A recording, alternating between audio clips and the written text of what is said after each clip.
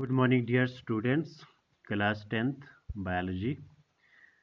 तो आज हमारा जो टॉपिक है, एक इम्पॉर्टेंट टॉपिक है, रिफ्लेक्स एक्शन। ठीक है, तो रिफ्लेक्स एक्शन की बात कर रहे हैं आज, जिसे मैंने आपको पहले इसका ये डेफिनेशन जो है मैंने लिखा है ताकि टाइम वेस्ट ना हो। एक रिफ्लेक्स एक्शन का जो है वो डायग्राम भी मैंने बना के रखा है जिससे आपका टाइम वेस्ट ना हो। ठीक है, तो देखो, रिफ्लेक्स एक्शन को समझने के लिए आपको सिंपली जो है मैं दो एग्जांपल्स दे दूंगा, आपको क्लियर। बहुत सारे एग्जांपल्स हैं डेली लाइफ में, रिफ्लेक्स एक्शंस आपके साथ भी होते रहते हैं, हर एक के साथ होते रहते हैं। ठीक है, डेली लाइफ में तो हम जो है, मैं आपको दो ऐसे एग्जांपल्स दूंगा जो हम डेली लाइफ में एक्सपीरियंस करते हैं या डेली लाइफ में होते रहते हैं। अगर हम दो एग्जांपल्स ले लेते हैं तो उससे आप जो है अंडरस्टैंड करने में आपके लिए इजी रहेगा रिफ्लेक्स एक्शन। तो गौर से सुनो, पहले इसमें काफ़ी क्वेश्चंस भी अराइज होते हैं। सबसे पहले जो है आपको ये देखना है कि आपको सबसे पहले चीज़ इसके बारे में पता भी है, अगर किसी को पता नहीं है तो मैं फिर से लिखूंगा, व्हाट इज स्टिमुलस। स्टिमुलस क्या होता है? ठीक है, तो इसका अगर हम सिंपल तरीके से डेफिनेशन लिखेंगे, some kind of change in the environment of the body।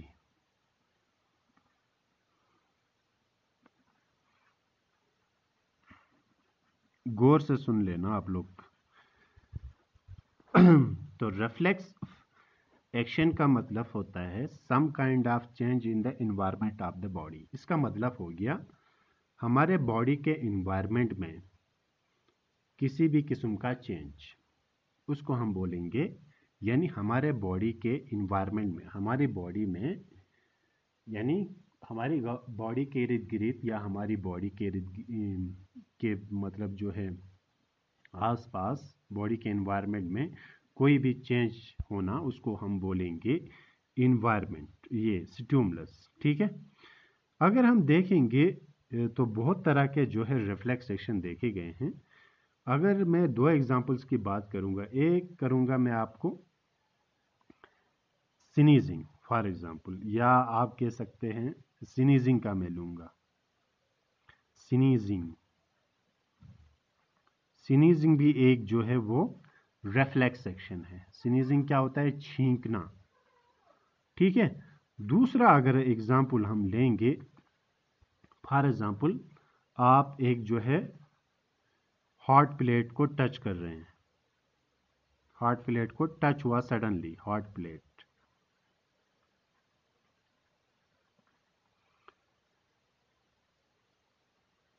Hot plate को आप टच कर रहे हैं, किससे? फिंगर से टच कर रहे हैं, मतलब सडनली इसमें टच हो गया आपका। या कह सकते हैं आप, एक बर्निंग, एक कैंडल जल रही है, ठीक है, बर्निंग कैंडल में आपकी फिंगर लग गई। ठीक है, या आप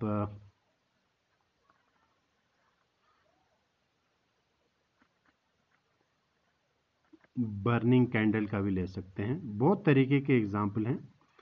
फॉर एग्जाम्पल एक बर्निंग कैंडल में आपका हाथ जो है वो टच हो गया, ठीक है, सडनली। अब जानबूझ के तो कोई जो है आग से जो है, आग के पास अपनी अंगुली नहीं ले जाएगा। कभी सडनली हो जाते हैं, किसी जगह पे गर्म चीज़ कोई पड़ी होती है, आपका पैर लग जाता है, आपका हाथ लग जाता है। ठीक है, उस तरीके का मैं आपको एग्जाम्पल दे रहा हूँ। तो फॉर एग्जाम्पल हमारे पास दो एग्जाम्पल है, एक स्नीजिंग के और जैसे छींक आती है आपको। ठीक है, जब छींक आती है तो छींक को तो हम कंट्रोल कर ही नहीं सकते हैं। तो इसमें क्या हुआ? द एनवायरमेंट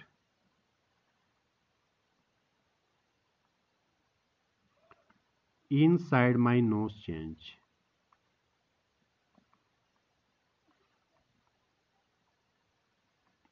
ठीक है, मेरे नोज के अंदर का एनवायरमेंट क्या हो गया? चेंज हो गया। मेरे नोज का अंदर का एनवायरमेंट चेंज हो गया। यही तो बताया था, stimulus, some kind of change in the environment of the body. हमारे बॉडी के एनवायरनमेंट में कुछ चेंज होना, तो उसको हम बोलते हैं स्टिमुलस। ठीक है, यानी उसी को हम बोलेंगे स्टिमुलस। तो यहाँ हमारे नोज के अंदर जो है, नोज के एनवायरनमेंट के अंदर जो है, यहाँ बोला था ना change in the environment of the body, हमारे बॉडी के एनवायरनमेंट में चेंज आना। The environment inside my knows change, हमारे नोज के अंदर का एनवायरनमेंट चेंज हो गया। ठीक है, इन दोनों केस में क्या है, इन दोनों केस में है हमारा, फॉर एग्जाम्पल आपने इन दोनों को फिंगर से टच किया तो क्या होगा, temperature of finger changes, temperature of finger changes. जब आपने किसी हॉट प्लेट पे आपकी फिंगर लग गई या बर्निंग कैंडल पे लग गई, तो आपके इन्वायरमेंट ऑफ द बॉडी में चेंज आया, यानी आपकी फिंगर के टेम्परेचर में चेंज आया। अगर टेम्परेचर सेम रहता तो आप जो है हटाते ही नहीं। तो जब आप जो ही हॉट प्लेट पे आपका फिंगर टच हो गया तो आपका अंगुली का जो टेम्परेचर है, ठीक है, वो बढ़ गया। ठीक है, तो इसी को बोलेंगे, ये होते हैं स्टिमुलस। ठीक है, तो यहाँ पे आपका जो है स्टिमुलस जो है वो अलग अलग तरीके के हैं। एक में आपका नोज का एनवायरनमेंट चेंज हुआ, ठीक है, दूसरे में आपका फिंगर का टेम्परेचर चेंज हुआ। तो इसीलिए हम बोलेंगे स्टिमुलस को वो काइंड ऑफ चेंज जो आपके बॉडी के एनवायरनमेंट में जिस काइंड ऑफ, जो भी काइंड ऑफ चेंज होते हैं, तो उसी को हम बोलेंगे स्टिमुलस। तो एक क्वेश्चन अराइज होता है, बताओ ये जो स्नीजिंग या हॉट प्लेट का जो मैंने बताया आपको, या बर्निंग कैंडल का, इन दोनों में दो चीज़ कॉमन है। कितने चीज़? दो चीज़ कॉमन है। दो चीज़ कॉमन क्या है?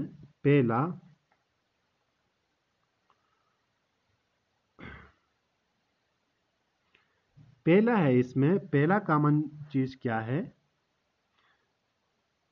I am responding to that stimulus.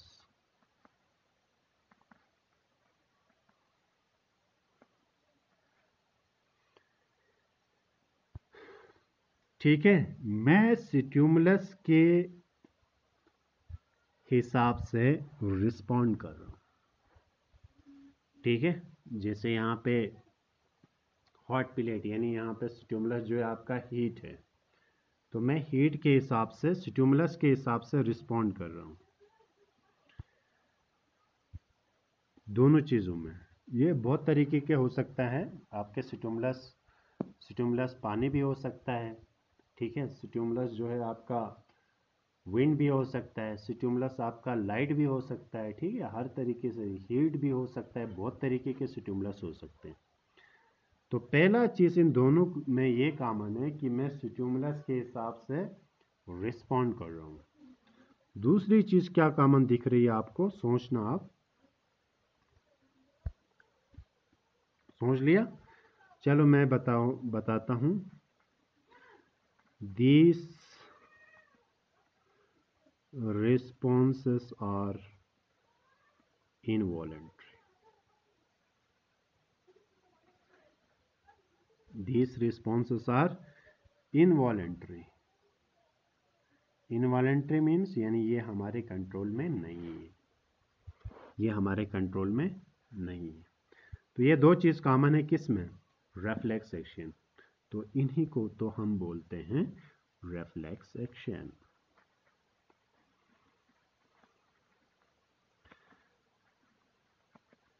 ठीक है, क्या बोलते हैं? इनवॉलेंट्री, अगर हम शॉर्टकट में लिखेंगे, involuntary response to a stimulus. Involuntary response to a stimulus is called it reflex action. तो यही चीज़ें दो मैं आपको बता रहा था, तो यहाँ पे यही लिखा हुआ है, इसको समझते हैं। The simplest form of response is the nervous reflex action. This is rapid, ये काफ़ी क्या होता है, तेज होता है, ठीक है। Automatic response to a stimulus which is not the voluntary control of the brain, जिसे मैंने कहा कि ये हमारे ब्रेन के कंट्रोल में नहीं होता है, इसीलिए ये वॉलेंट्री एक्शंस में नहीं गिना जाता है, ठीक है। It is describe as involuntary actions, ठीक है। तो इनको जो हमारे ब्रेन के कंट्रोल में होगा, अगर कंट्रोल में होता तो ये वॉलेंट्री होते, ठीक है, कंट्रोल में नहीं इसलिए involuntary. Thus a reflex action is one we perform automatically, तो ये जो है ऑटोमेटिकली जो है हो जाता है। जैसे कोई बैठा बैठा है, ठीक है, गलती से उसका हाथ जो है किसी गर्म प्लेट पे या किसी कैंडल पे या किसी ऐसे हॉट ऑब्जेक्ट पे लगा, तो वो जो है वहां से हाथ को क्या करेगा, उठाएगा, ठीक है। अब आपको ये पढ़ना है कि ये होता कैसे है एक्शन, ठीक है। अब ये तो आपने पढ़ा कि ये ऐसे ऐसे होता है, ठीक है, इस तरीके से होता है। अब आपको ये पढ़ना है कि ये जो है एक्चुअली इसका मैकेनिज्म क्या है, ये कैसे होता है। तो कैसे होता है उसके लिए यहाँ पे मैंने आपको बनाया है एक डायग्राम, तो इस डायग्राम से हम समझने की कोशिश करते हैं रिफ्लेक्स एक्शन को। क्लियर? तो क्या होते हैं रिफ्लेक्स एक्शन? रिफ्लेक्स एक्शन जो है वो इनवॉलेंट्री एक्शंस होते हैं जो हम स्टिमुलस के हिसाब से क्या देते हैं, रिस्पॉन्स देते हैं स्टिमुलस के हिसाब से। तो स्टिमुलस मैंने समझा दिया आपको, स्टिमुलस हमारे बॉडी के एनवायरनमेंट में किसी भी चेंज को डिटेक्ट करते हैं, ठीक है। तो उसी के हिसाब से, स्टिमुलस के हिसाब से हमारी बॉडी फिर क्या देती है, रिस्पॉन्स देती है, ठीक है। तो ये हमारी बॉडी में एक किस्म का रिएक्शन होता है, ठीक है। तो जैसे मैंने आपको दो एग्जांपल्स दी, स्नीजिंग और हॉट प्लेट या बर्निंग कैंडल के बारे में, ठीक है। तो याद रखना दो चीज कॉमन है इन दोनों एग्जांपल्स में। पहला, रिफ्लेक्स एक्शन में जो है हमारे एक तो हम स्टिमुलस के हिसाब से रिस्पॉन्ड करते हैं, और दूसरी चीज ये रिस्पॉन्सेस जो होते हैं वो इनवॉलेंट्री होते हैं। ये दो इंपॉर्टेंट जो है मैंने आपको यहाँ पे जो है ये बातें बताई हैं, ये याद रखना। तो रिफ्लेक्स एक्शन में क्या होता है, हम स्टिमुलस के हिसाब से रिस्पॉन्ड करते हैं, और हमारे रिस्पॉन्सेस जो होते हैं वो वॉलेंट्री नहीं होते हैं, हमारे ब्रेन के कंट्रोल में नहीं होते हैं। ये क्या होते हैं, ये होते हैं इनवॉलेंट्री, ठीक है। तो यही डेफिनेशन बनता है किसका, रिफ्लेक्स एक्शन का, जो मैंने आपको यहाँ पे डिटेल में बता दिया, ठीक है।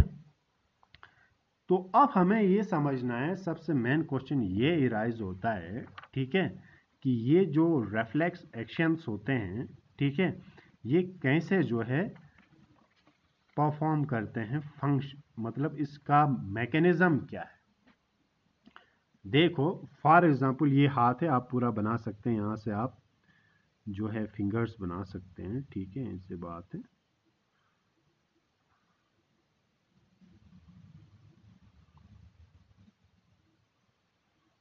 ठीक है, फॉर एग्जांपल ये आपका एक हाथ है, ठीक है, ये देख रहे हैं आप। खुदा न खास्ता किसी का हाथ जो है वो सडनली लग गया किसी हॉट प्लेट पे, यहाँ पे मैं आपको बता रहा हूँ। फॉर एग्जांपल किसी का हाथ लगा है किसी हॉट प्लेट से, तो क्या होता है कि वो सडनली हाथ को उठा देता है। कॉमन सी बात है, उठा देगा किसी हार्ड ऑब्जेक्ट पे। ऐसे तो कोई जो है पागल इंसान नहीं है कि जो है किसी गर्म ऑब्जेक्ट में अपना हाथ लगा दिए जलने दे, वैसा तो नहीं होगा। हो जाता है कभी सडनली किसी का हाथ लग जाता है किसी गर्म ऑब्जेक्ट से, ठीक है। तो क्या होता है, तो सबसे पहले हमारा जो इसमें, जैसे आपको पता है, जो हमारे सिग्नल्स को परफॉर्म ले जाते हैं, ठीक है, लेने और वापस लाने में जो मदद करते हैं, ठीक है, उनके बारे में मैंने आपको पहले ही डिटेल में बताया है टाइप्स ऑफ न्यूरॉन में, ठीक है। तो हमारे जो है नर्वस सिस्टम का एक पार्ट है न्यूरॉन्स। तो यहाँ से सबसे पहले जो सिग्नल को, जैसे हॉट ऑब्जेक्ट, तो यहाँ पे स्टिमुलस जो है वो आपका हीट है, ठीक है। तो हीट को हमारा डिटेक्ट कौन करेगा? सबसे पहले जो है हमारा एक टाइप ऑफ न्यूरॉन है, that is called it sensory neuron. तो सेंसरी न्यूरॉन इसको यहाँ से ले जाएगा, कहाँ ले जाएगा? अब ये कहाँ ले जाएगा ये मैटर करता है। जैसे मैंने यहाँ पे आपका जो बनाया है ये स्पाइनल कॉर्ड है, यहाँ पे आपका ब्रेन का जिक्र है, तो आप कहेंगे कि यार यहाँ पे तो ब्रेन ही नहीं है। ठीक है, वो भी बताऊंगा कि आखिर ब्रेन का क्या है इसमें फंक्शन। तो यहाँ पे तो स्पाइनल कॉर्ड ही है। तो सबसे पहले जो सिग्नल को ले जाएगा, तो यहाँ से देखो ये टच हो गया आपका हैंड फॉर एग्जांपल, यहाँ तो मैंने उठा के रख दिया है। ठीक है, उसका भी मैं आपको बताऊंगा। फॉर एग्जांपल किसी हार्ड प्लेट में आपका हाथ यहाँ पे टच हो गया है इसे। ठीक है, तो यहाँ से पहले इसको जो है सेंसरी न्यूरॉन ले जाएगा कहाँ की ओर? आपका स्पाइनल कॉर्ड की ओर। अब एक क्वेश्चन जो है एक राइज होता है कि जैसे हमारे जितने भी ये होते हैं वो ब्रेन से, फिर ब्रेन से होके ब्रेन से कमांड आ जाता है। ठीक है, तो क्वेश्चन ये राइज होता है क्या इसके सिग्नल ब्रेन तक पहुंचते हैं? अगर ब्रेन तक पहुंचते हैं तो ब्रेन कमांड क्या करता है? ठीक है, तो ये क्वेश्चन से राइज होते हैं। इसमें देखो आपको एक चीज़ याद रखनी है, इसके सिग्नल्स ब्रेन तक तो पहुंचते हैं लेकिन कमांड का वेट नहीं किया जाता है। अब क्वेश्चन ये राइज होता है जब ब्रेन तक पूछेंगे भी तो इसके सिग्नल्स जो है वो कमांड का वेट क्यों नहीं करते हैं? देखो मैं आपको बताता हूँ। ये जो है अगर मतलब फॉर एग्जांपल सेंसरी न्यूरॉन से चला गया ब्रेन तक चला गया फॉर एग्जांपल, तो ब्रेन सोचेगा फिर कमांड करेगा। ठीक है, उसमें उसको लगेगा टाइम। ठीक है, ब्रेन पहले सोचेगा फिर जो है करेगा कि एक्शन क्या लेना है, तब तक जो है डैमेज हो चुका होगा। तब तक क्या हो चुका होगा? डैमेज। जैसे किसी का हाथ टच हो गया, क्या मतलब वो रखेगा वहाँ पे, ब्रेन सोचेगा फिर थोड़ा एक्शन लेगा। ठीक है, उसमें थोड़ा टाइम निकल जाएगा। इतना भी नहीं कि मतलब एक दिन सोचेगा, वैसा नहीं होता है, ये भी फास्ट होता है। ठीक है, लेकिन उससे फास्ट जो होते हैं आपका जो है ये रिफ्लेक्स एक्शन जिसमें ब्रेन का इन्वॉल्वमेंट नहीं होता है, यानी सोचने का टाइम नहीं होता है जिसमें। तो आप ये समझें कि ब्रेन का कमांड नहीं मिलता है इसमें। तो इसमें सबसे ये जो है डायरेक्ट जो है मतलब बहुत सारे न्यूरॉन जो है पहले जो होते हैं ये क्या कहते हैं, बाकी जो वॉलेंट्री एक्शंस होते हैं हमारे, जिसका कंट्रोल हमारे हाथ में होता है, उसका ब्रेन या बहुत सारे न्यूरॉन जो है उसमें जुड़े होते हैं। ठीक है, इसमें सिर्फ 3 न्यूरॉन का काम है। ठीक है, एक तो आपका सेंसरी न्यूरॉन जो सिग्नल को ले जाएगा, तो ये सिग्नल को ट्रांसफ़र करेगा। ठीक है, आपका किस में? स्पाइनल कॉर्ड में। तो एक और न्यूरॉन है रिले न्यूरॉन। ठीक है, या रिले न्यूरॉन को और एक भी ये क्या कहते हैं नाम बोलते हैं, इसको एंटर न्यूरॉन भी बोलते हैं। ठीक है, एंटर न्यूरॉन, यानी ये आगे मैसेज को जो है वो आगे ले जाता है। यानी ये जो सेंसरी न्यूरॉन से जो मैसेज लेके आया था हीट का जो है स्टिमुलस लेके आया था, इसको आगे डिटेक्ट करता है। ये जो आपका है हो रहा है ये स्पाइनल कॉर्ड के अंदर हो रहा है। तो जैसे मैंने कहा कि ये ब्रेन तक क्यों नहीं पहुंचता है? ब्रेन तक इसलिए नहीं पहुंचता है क्योंकि ब्रेन तक जब पहुंचेगा ब्रेन सोचेगा, कमांड करेगा, फिर भेज देगा, तब तक डैमेज हो चुका होगा। देखो मैं आपको ऐसे बताता हूँ, हमारे बॉडी के अंदर जो है इनवॉलेंट्री एक्शंस और भी हैं। जैसे मैं आपको बताऊंगा हार्ट बीट। ठीक है, हार्ट बीट भी क्या है? हमारा जो एक इनवॉलेंट्री एक्शंस है। ठीक है, वो और इनमें फ़र्क है। ठीक है, वो और इन एक्शंस में फ़र्क है। क्या फ़र्क है याद रखना, वो और इन एक्शंस में ये फ़र्क होता है कि वो जो एक्शंस होते हैं, ठीक है, ये जो एक्शंस होते हैं रिफ्लेक्स एक्शन, ये स्टिमुलस के बगैर काम नहीं करते। ये सबसे बड़ा जो है क्वेश्चन है। ठीक है, हमारे बॉडी में बाकी जो इनवॉलेंट्री एक्शंस होते हैं या ये जो हमारे बॉडी में जो है रिफ्लेक्स एक्शंस होते हैं, तो रिफ्लेक्स एक्शन भी मैंने कहा इनवॉलेंट्री, तो बाकी भी इनवॉलेंट्री फंक्शंस होते हैं। फ़र्क क्या है? रिफ्लेक्स एक्शन तभी जो है काम करते हैं जब इनको स्टिमुलस की ज़रूरत होती है। किसकी ज़रूरत होती है? स्टिमुलस की, रिफ्लेक्स एक्शन में। बाकी जो इनवॉलेंट्री एक्शंस हैं, जैसे किसी का ब्लड प्रेशर बढ़ गया, ठीक है, या किसी का जो है हार्ट बीट, इसमें कोई स्टिमुलस की ज़रूरत नहीं होती है। तो उसमें इसमें स्टिमुलस की ज़रूरत होती है, उसमें जो है स्टिमुलस की ज़रूरत नहीं होती है। यही फ़र्क है रिफ्लेक्स एक्शन के इनवॉलेंट्री फंक्शंस, इनवॉलेंट्री एक्शंस और बाकी एक्शंस में, बाकी जो हमारे बॉडी में इनवॉलेंट्री एक्शंस होते हैं। क्लियर? तो इन रिफ्लेक्स एक्शन में स्टिमुलस की ज़रूरत होती है, उन वॉलेंट्री एक्शंस बाकी जो होते हैं हमारे बॉडी के अंदर, उनमें स्टिमुलस की ज़रूरत नहीं होती। तो जैसे मैंने कहा, इसके ब्रेन तक क्यों नहीं पहुंच जाते हैं इसके सिग्नल? क्योंकि ब्रेन सोचेगा, कमांड करेगा, तब तक डैमेज हो चुका होगा, इसलिए हमारा स्पाइनल कॉर्ड इसमें इन्वॉल्वमेंट होता है। तो ये जो मैंने आपको ये सेंसरी न्यूरॉन, ठीक है, तो ये मैसेज को तब्दील करता है किसमें? मोटर न्यूरॉन में, ठीक है। तो इस न्यूरॉन को बोलते हैं हम रिले न्यूरॉन, ये मैसेज को आगे ट्रांसफ़र करता है, ठीक है। तो मोटर न्यूरॉन जो है क्या मैसेज लेके आता है? मोटर न्यूरॉन जो है मसल को कहता है, ठीक है, कि आप जो है जल्दी से क्या हो जाओ? कंट्रैक्ट हो जाओ।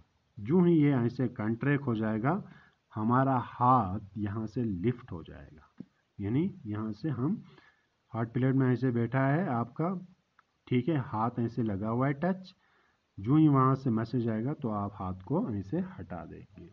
तो ये जो है एक्शन जो होते हैं, ये काफ़ी फास्ट होते हैं, ऑटोमेटिक होते हैं, स्टिमुलस के हिसाब से रिस्पॉन्स देते हैं, जिसमें हमारा ब्रेन का कोई भी इन्वॉल्वमेंट नहीं होता है। इसीलिए हम इन एक्शंस को भी ये इनवॉलेंट्री एक्शंस कहते हैं, ठीक है। क्लियर हुआ? तो ये तो हुआ आपका रिफ्लेक्स एक्शन। होप आपने ये डिटेल में जो है समझा होगा। तो कैसे होता है? हार्ट प्लेट में किसी का हाथ लग गया किसी एक्सीडेंटल तरीके से, तो सेंसरी न्यूरॉन ने सिग्नल को भेज दिया आपके किसमें? स्पाइनल कॉर्ड में। तो यहाँ पे आपका एक न्यूरॉन है, तो जो जाता है ना सिग्नल, वो सेंसरी न्यूरॉन के जाता है, क्योंकि सेंस ऑर्गन ने इसको डिटेक्ट किया। तो रिले न्यूरॉन जो है आपके सेंसरी न्यूरॉन और मोटर न्यूरॉन को आपस में जोड़ता है, यानी यहाँ का मैसेज यहाँ कन्वे करता है, ठीक है। तो मोटर न्यूरॉन जो है सिग्नल लेके आता है मसल्स में। मसल्स जो है जो ही आपका कंट्रैक्ट हो जाएगा, आपका हाथ यहाँ से लिफ्ट हो जाएगा, ठीक है। ये तो हुआ आपका रिफ्लेक्स एक्शन। इसी में है आपका रिफ्लेक्स आर्क। क्या है रिफ्लेक्स आर्क? कुछ नहीं है, बिल्कुल सिंपल है, उसके बारे में बात करते हैं। रिफ्लेक्स आर्क क्या है? रिफ्लेक्स आर्क का अगर मैं आपको यहाँ पे डेफिनेशन ये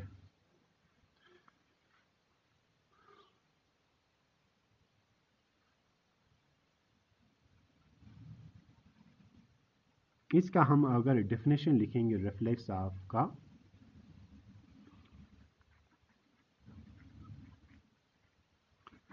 pathway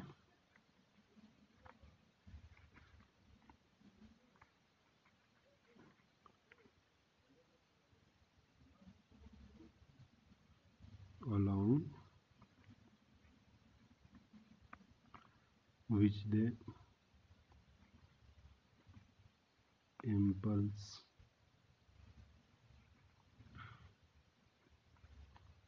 travel is called the reflex arc। तो रिफ्लेक्स आर्क कुछ नहीं है, रिफ्लेक्स आर्क उसको बोलते हैं जिस डायरेक्शन में, ठीक है, जिस डायरेक्शन में आपका सिग्नल जिस डायरेक्शन में चला गया, ठीक है, जिस डायरेक्शन में ट्रैवल किया, उसी को बोलते हैं रिफ्लेक्स आर्क। जैसे मैं आपको यहाँ पे बताऊंगा, यहाँ पे देखो, जिससे आपका सिग्नल यहाँ से कहीं से ट्रांसफ़र हुआ, देखो सेंसरी न्यूरॉन यहाँ से चला गया है, ठीक है। तो फिर यहाँ पे स्पाइनल कॉर्ड, यहाँ क्या है? रिले न्यूरॉन, ठीक है। फिर क्या है? मोटर न्यूरॉन, ठीक है। तो यहाँ पे आपका एक किस्म का क्या बन गया, आर्क बन गया। जिस डायरेक्शन में आपका सिग्नल जा रहा है, यहाँ से डिटेक्ट हो गया, देखो यहाँ से सेंसरी न्यूरॉन से जा रहा है ना, एक रास्ते से जा रहा है, फिर रिले न्यूरॉन, फिर मोटर न्यूरॉन यहाँ तक आई है। तो जिस डायरेक्शन में आपका सिग्नल जा रहा है, जिस डायरेक्शन में आपका सिग्नल जा रहा है, उसी को हम बोलते हैं क्या, रिफ्लेक्स आर्क। क्या बोलते हैं, रिफ्लेक्स आर्क। ठीक है। तो अगर हम डायग्राम के हिसाब से देखेंगे रिफ्लेक्स आर्क क्या होता है, तो आपको इजी होगा समझने में। जैसे देखो हमने स्टिमुलस इसमें क्या लिया था, स्टिमुलस आपने इसमें क्या लिया था, हीट लिया था। ठीक है, स्टिमुलस से हीट। ठीक है। तो यहाँ पे आपके रिसेप्टर जो है, ठीक है, जो आपके स्किन में रिसेप्टर्स हैं, उन्होंने इसको डिटेक्ट किया है। ठीक है, heat receptors in skin of hand. ठीक है। तो उन्होंने डिटेक्ट किया, फिर उसके बाद किस न्यूरॉन के तहत जाते हैं ये, सेंसरी न्यूरॉन। अभी बात की कहाँ पे जाते हैं, आपका स्पाइनल कॉर्ड में जा रहा है। ठीक है। तो स्पाइनल कॉर्ड से जो सिग्नल को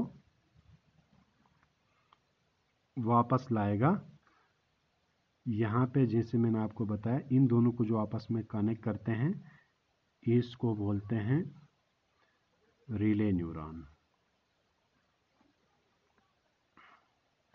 ठीक है। इसका और एक भी नाम है, जैसे मैंने पहले ही कहा, एंटर न्यूरॉन। ठीक है। तो आपका जाएगा इफेक्टर तक। इफेक्टर इसमें क्या है, इफेक्टर है मसल्स ऑफ आर्म। जो ही मसल्स ऑफ आर्म पे होगा, तो ये जब कंट्रैक्ट हो जाएंगे, आपका रिस्पॉन्स आएगा। क्या आएगा, रिस्पॉन्स, लिफ्टिंग ऑफ हैंड। ठीक है। तो ये आपका एक जो है आर्क की तरह बन गया, आर्क की तरह। तो इसी को हम बोलते हैं रिफ्लेक्स आर्क।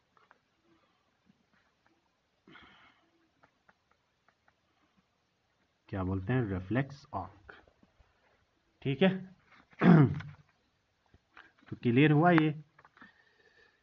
तो रिफ्लेक्स आर्क क्या होता है, रिफ्लेक्स आर्क ये होता है वो जो पाथवे, वो जो रास्ता है जहां से आपका सिग्नल जो है ट्रैवल करता है, उसी को बोलते हैं। जो अभी आपने सिग्नल नहीं देखा, जैसे यहाँ पे, यहाँ से ट्रैवल होकर जा रहा है, ऐसे जा रहा है, ऐसे जा रहा है, ऐसे जा रहा है, ऐसे जा रहा है, ऐसे जा रहा है, फिर यहाँ पे आ रहा है। ठीक है। तो ये जो सिग्नल आपका एक रास्ते से जा रहा है, उसी रास्ते, जो रास्ता आपका बन गया, ठीक है, ये जो रास्ता बन गया आपका, तो इसी को बोलते हैं रिफ्लेक्स आर्क। ये आर्क की तरह बन गया।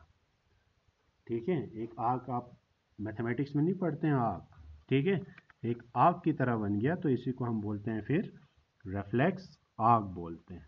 कैसे हुआ, कॉमन सी बात है। आपका स्टिमुलस क्या था, हीट, क्योंकि जैसे हॉट प्लेट था तो हीट है। हीट को कौन डिटेक्ट करेगा, हमारा स्किन। हाथ से टच कर रहे हैं तो हीट रिसेप्टर्स जो होते हैं हमारे स्किन में, थर्मो रिसेप्टर्स जिनको हम बोलते हैं। ठीक है। तो उन्होंने वो डिटेक्ट किया हीट को, तो सेंसरी न्यूरॉन ने उनको ले लिया कहाँ, स्पाइनल कॉर्ड में। तो स्पाइनल कॉर्ड में आपके जो रिले न्यूरॉन हैं, ठीक है, उन्होंने सेंसरी का जो मैसेज है वो किसको पास किया, वो आपके यहाँ पे मोटर न्यूरॉन को पास किया। ठीक है। तो मोटर न्यूरॉन ने क्या किया, मोटर न्यूरॉन ने वो जो सिग्नल था, जो भी था सिग्नल उसमें छुपा हुआ, वो आपके इफेक्टर तक पहुंचा, यानी मसल्स ऑफ आर्म। आपके मसल्स ऑफ आर्म जो है वो कंट्रैक्ट हो गए, तो रिस्पांस आया लिफ्टिंग ऑफ हैंड। आपका हाथ जो है वहाँ से हॉट प्लेट से उड़ गया। ठीक है। तो यहाँ पे ख़त्म हो गया आपका reflex action and reflex arc. बहुत ही इम्पोर्टेंट जो है ये आपका टॉपिक है, एग्ज़ाम में भी पूछते हैं बहुत बार ये। ठीक है। डायग्राम भी बहुत अच्छे से बनाना।